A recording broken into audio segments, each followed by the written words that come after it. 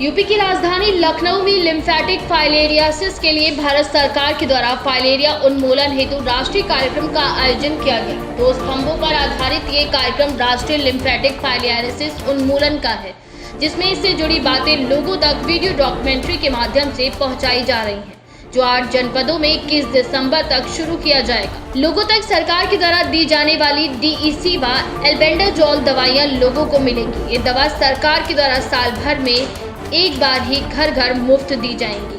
कार्य करने की क्षमता घट जाती है और भविष्य में आगे चल करके आजीविका कमाने में भी इसकी वजह से दिक्कतें आती हैं। और जब हमें किसी भी रूप में ये बाहर दिखाई देता है, जैसे पैर में सूजन होना। लखनऊ से KKD न्यूज संवाददाता विनय मिश्रा की रिपोर्ट। लखनऊ में श्री राम जन्मभूमि तीर्थ क्षेत्र के महामंत्री चंपत राय की प्रेस कॉन्फ्रेंस की गई, जिसमें उन्होंने बयान देते हुए कहा कि समाज के सहयोग से श्री राम जन्मभूमि मंदिर का निर्माण साकार होगा, जहां निर्माता कंपनी के सलाहकार के रूप में ट्रस्ट ने टाटा कंसल्टेंट इंजीनियर को चुना है, जिसमें प्रत्येक व्यक्ति को स्वेच्छा से जुड़ने का अभियान मकर संक्रांति से प्रारंभ होगा, जो माघ पूर्णिमा तक चलेगा। वो उसके नाम से जाएगा, उसको इनकम टैक्स पूछेगा। आजकल इनकम टैक्स में दानदाताओं की जानकारी देनी पड़ती है, पहले प्रोविजन नहीं था। तो इसलिए कोई कहे कि मैं 1 लाख 2 लाख कैश देना चाहता हूँ, तो ये उसको विचार करना है। अभी तक मंदिर के लिए कितना दान आ चुका है? मेरा विचार मैंने पता तो नहीं किया है, लेकिन 80 करोड़ के आसपास आ चुका होगा। इट्स ऑल वॉलंटरी, लोग स्वेच्छा से भेज रहे हैं। अगर एक अनुमान की बात करें तो लगभग कितना पैसा इकट्ठा हो जाएगा? नहीं, ये गलती नहीं कर सकते। हाँ,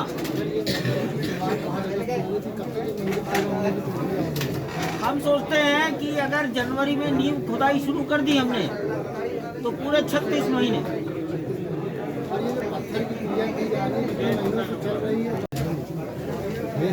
एक सवाल उन्होंने पूछा कब शुरू होगा। मैं समझता हूँ जनवरी में मंदिर के नींव का निर्माण कार्य शुरू हो जाएगा। काशी और मथुरा की तैयारी क्या है? पहले एक काम पूरा करके समाज को समर्पित करते हैं, उसके बाद सोचेंगे। भगवान के घर बनाने का इतिहास समझ लो। हम किसी से चंदा नहीं मांग रहे, भगवान को मांगने की जरूरत नहीं है। ये अभियान कब से चलाया जा रहा है? मकर संक्रांति से जनसंपर्क अभियान शुरू करेंगे। सर, लोग कैसे देंगे चंदा इसमें? स्वेच्छा से। सर, कोई अकाउंट डिटेल वगैरह कैसे या ऑनलाइन? स्वेच्छा से देंगे, और जो देंगे उसके बदले में हम कुछ न कुछ उन्हें कूपन देंगे, रसीद देंगे। सर, क्या लंबा अमाउंट अगर कोई देता है कैश की सुविधा के माध्यम से, तो क्या उसका रसीद देंगे। चौड़ाई 235 फीट रहेगी और ये मंदिर 3 मंजिला होगा। हर एक मंजिल की ऊंचाई 20 फीट रहेगी। ग्राउंड लेवल से, भूतल से फर्श प्लिंथ लगभग 16.5 फीट ऊंचा होगा और इस भूतल से शिखर की ऊंचाई 161 फीट हो जाएगी। अर्थात ये 3 मंजिला हो गया। चारों ओर का इसका जो प्राकार, दक्षिण भारत में प्राकार कहते हैं, उत्तर में उसके लिए शब्द है परकोटा। आप उसकी सुरक्षा दीवार कह सकते हैं उसे। ये भी लगभग 5 एकड़ में बनेगी।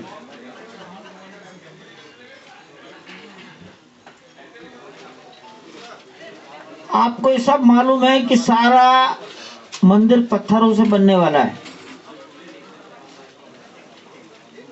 लगभग मंदिर में ही 4 लाख क्यूबिक फुट पत्थर लगेगा।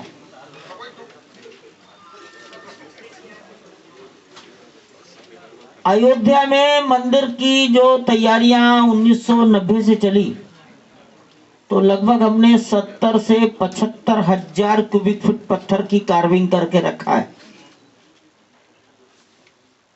और वो लगभग 2090 से 1990 से कार्विंग कर रहे हैं। 2006 के बाद वो पत्थर वैसे ही रखा है।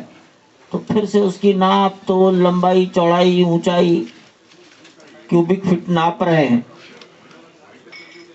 नंबरिंग कर रहे हैं। ये कार्य चल रहा है।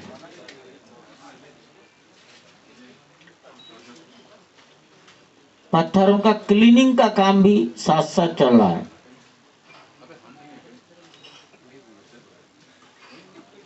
मंदिर के निर्माण का दायित्व तो हमने भारतवर्ष की एक प्रतिष्ठित कंपनी लार्सन टुब्रो को सौंपा है। माननीय अशोक सिंघल अपने जीते जी लार्सन टुब्रो के अधिकारियों को मिलने गए थे और कहा था आप जैसी ही कंपनी इसको बनाए। उन्होंने स्वीकार किया था। उनको वो याद था, इसलिए एक ही निवेदन पर उन्होंने उसको मान लिया। और ये निवेदन स्वयं नृपेंद्र मिश्रा जी ने किया। उन्हें आप सब जानते हैं, उत्तर प्रदेश कैडर के 1967 बैच के आईएएस अफसर हैं। वो मुलायम सिंह और कल्याण सिंह दोनों के ही प्रिंसिपल सेक्रेटरी रह चुके हैं और अभी 2014 से 2019 तक प्रधानमंत्री नरेंद्र मोदी के प्रिंसिपल सेक्रेटरी थे।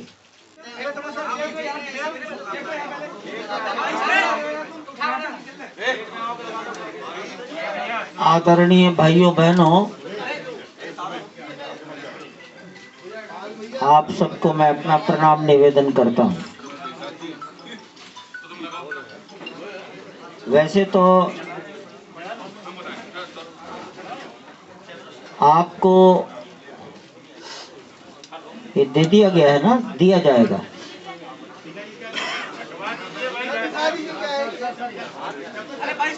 ये दिया जाएगा ना, कागज दिया जाएगा, ठीक है। तो भी मैं कोशिश करूंगा कि राम जन्मभूमि मंदिर की और इसके निर्माण कार्य की अधिक से अधिक जानकारी आज क्या अवस्था है ये मैं आपके सामने रख सकूं। अयोध्या आपके बहुत निकट है, अवध क्षेत्र है, तो मैं ऐसा सोचता हूं कि आपको अधिकतम जानकारी चाहिए और इसलिए जो इसमें लिखा है हो सकता है उससे काफी कुछ अलग भी हो। भैया कैमरा नीचे कर लीजिए।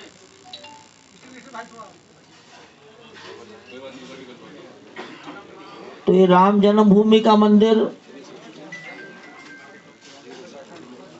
इस देश के गौरव और अस्मिता का मंदिर है।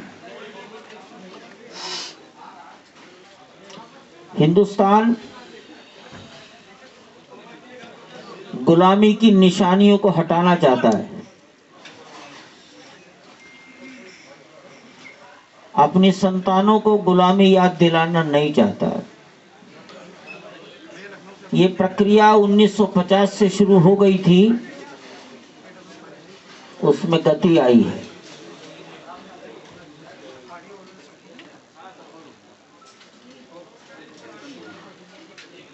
बड़ी पुरानी लड़ाई है और स्वतंत्र भारत के साथ साथ ही 1949 में लड़ाई शुरू हो गई थी। स्थानीय समाज इसके लिए संघर्ष कर रहा था, जूझ रहा था। विश्व हिंदू परिषद का इतना ही योगदान है कि उसने हजारों संतों को इस आंदोलन से जोड़ दिया, या भगवान राम की कृपा से हजारों संत इससे जुड़ गए और ये देशव्यापी बन गया, विश्वव्यापी भी हो गया।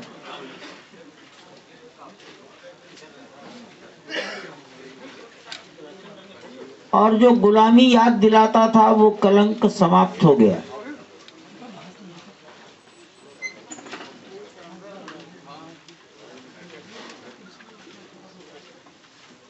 भारत के माननीय प्रधानमंत्री नरेंद्र मोदी जी ने वहां पधार कर 5 अगस्त को धरती पर बैठकर गर्भगृह के स्थान पर पूजन करके मंदिर के निर्माण को गति प्रदान कर दी।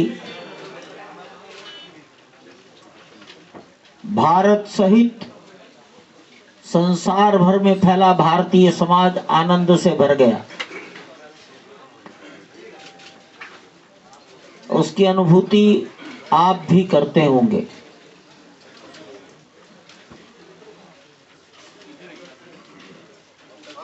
पहले ये मंदिर हमने बहुत छोटा सा ही सोचा था।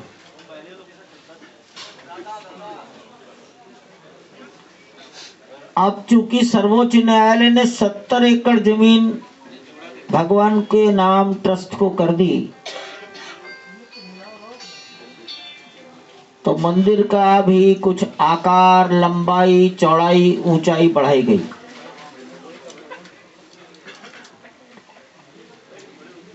अब मंदिर की लंबाई लगभग 360 फीट रहेगी। पेट के कीड़ों के लिए भी ले रहे हैं, तो क्या उससे भी इसका कोई फर्क पड़ेगा? देखिए, इसमें जो डबल ड्रग थेरेपी जिसमें हम 2 दवाइयाँ देते हैं, एल्बेंडाजोल और DEC, इसका सिनर्जिस्टिक एक्शन होता है कि दोनों दवाइयाँ मिलकर के बेहतर काम करती है, जबकि दोनों दवाइयाँ का अपना व्यक्तिगत जो कार्य होता है वो दोनों मिलकर के और बेहतर हो जाता है, एनहांस हो जाता है। तो इससे हम आजीवन इस बीमारी से बचे रह सकते हैं जिसका कोई इलाज नहीं है। जैसे पोलियो में एक बार व्यक्ति विकलांग हो जाता है तो उसका चाहे आप जितना पैसा खर्च कर लीजिए वो कभी भी पैर उसका सही नहीं होता है। उसी तरह से फाइलेरिया में भी अगर एक बार व्यक्ति ग्रसित हो गया तो आजीवन उसको उस बीमारी के साथ जीवन जीना पड़ता है। सर, किन 8 जनपदों में कार्यक्रम किया जाएगा इसके बारे में? ये जनपद हमारे हैं सुल्तानपुर, रायबरेली, गाजीपुर, कौशाम्बी, औरैया, कन्नौज, फर्रुखाबाद और इटावा। और इसका जो दूसरा चरण होगा जिसमें हम ट्रिपल ड्रग थेरेपी IDA करेंगे वो हम फरवरी माह में करेंगे। क्या लखनऊ में भी इस तरीके का? हाँ, अगले फेज में उसमें भी होगा। हमारे उत्तर प्रदेश के 51 जनपद जो इस बीमारी से ग्रसित हैं उन सभी में साल में एक बार ये कार्यक्रम चलाया जाता है आज। और किस तरीके से जो फाइलेरिया को लेकर के एक जागरूकता अभियान शुरू किया गया है, क्या कुछ कार्यक्रम है इसके बारे में? मैं डॉक्टर VP सिंह, संयुक्त निदेशक एवं राज्य कार्यक्रम अधिकारी फाइलेरिया हूँ और ये राष्ट्रीय स्तर पर फाइलेरिया उन्मूलन कार्यक्रम चलाया जा रहा है। ये 2004-5 से शुरू किया गया था और इतने लंबे सफ़र के बावजूद अभी तक हम जो उन्मूलन का लक्ष्य था उसको भी नहीं प्राप्त कर पाए, जिसके लिए हम प्रयासरत हैं। और इसके लिए भारत सरकार एवं उत्तर प्रदेश सरकार द्वारा घर घर जा कर के हमारे स्वास्थ्य कार्यकर्ता इस बीमारी के उन्मूलन के लिए दवा का सेवन कराते हैं। इस दवा को 2 वर्ष से कम बच्चों को एवं गर्भवती माताओं को छोड़ करके और जो लोग बहुत ही ज़्यादा गंभीर रूप से बीमार हैं, इन तीनों के अतिरिक्त सभी को इस दवा का सेवन करना है। ये एक ऐसी बीमारी है जो आजीवन व्यक्ति को विकलांग कर देती है। इसकी शुरुआत अक्सर हमारे बचपन में जब बच्चे स्कूल जाने वाली एज में होते हैं उस समय होता है, लेकिन इसके कोई लक्षण उत्पन्न नहीं होते हैं, इसलिए इसमें लोगों को पता नहीं चलता है। लेकिन 5 से 10 साल या लगभग 15 साल बाद ये हाथी पाँव, हाइड्रोसील या काइल्यूरिया जिसमें सफ़ेद रंग का पेशाब होता है के रूप में प्रकट होती है। और इसका बहुत ही आसान इलाज है कि यदि हम 2 से 3 साल तक नियमित इस दवा का सेवन करते हैं हम आजीवन इस बीमारी से बचे रह सकते हैं। इसलिए मेरा सभी से अनुरोध है कि जब हमारे स्वास्थ्य कार्यकर्ता घर घर जाएं, 21 दिसंबर से 8 जनपदों में कार्यक्रम चलाया जा रहा है, तो इस दवा का सेवन अवश्य करें। बात करी गई थी एल्बेंडाजोल। लखनऊ से KKD न्यूज़ संवाददाता विनय मिश्रा की रिपोर्ट।